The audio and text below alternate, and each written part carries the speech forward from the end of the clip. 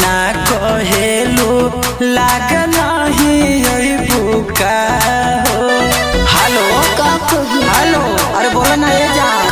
Hello hello जानो दीदी कामे रहबू का हो। कुछ ना बोलेलू लाग नहीं मिलबू का हो। लागता कि मजा लेलू जी के साथ में ए हो। लागता कि मजा लेलू जी के साथ में। हर नए जान सुनो हरे आ जाई हई अरवा हो अरवा में लुकौल खेले आधी रात में। हरे आ जाई हई अरवा हो अरवा में लुकौल खेले आधी रात में।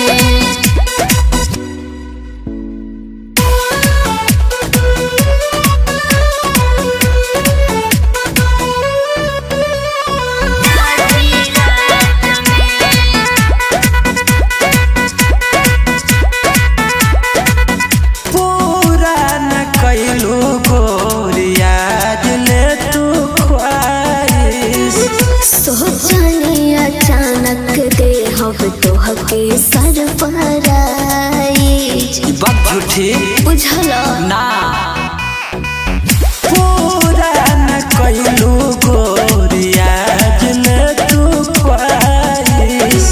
सोचनी अचानक दे हम तोहके सरप्राइज।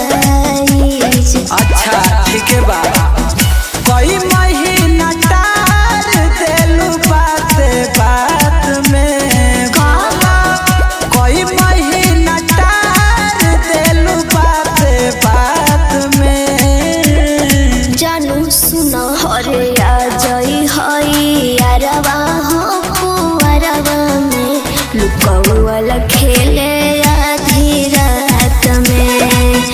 हरे आ जाई हई अरवा हो अरवा में लुकौल खेले आधी रात में। आधी रात में, आधी रात में।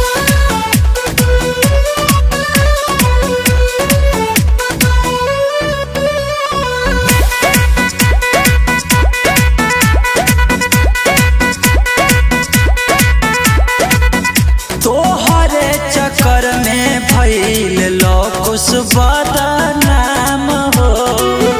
कारण चिंता अज कराइब नेवान हो। अरे तू आज धोखा देबू। बुझला तोहरे चक्कर में भइल रंजित बदनाम हो। कारण चिंता अज कराइब नेवान हो। वो तो हम ही जानतनी आज का होई। अंबर के देबू कहिया हाथवा हाथ में बोला। ढुनमुन के देबू कहिया हाथवा हाथ में। अगर आज ना भइल तो कहो ना। हरे आ जाई हई अरवा हो अरवा में लुकौल खेले आधी रात में। हरे आ जाई हई अरवा हो अरवा में लुकौल खेले आधी रात में। और तो चल हेने रे ना तो कोनो देख ली।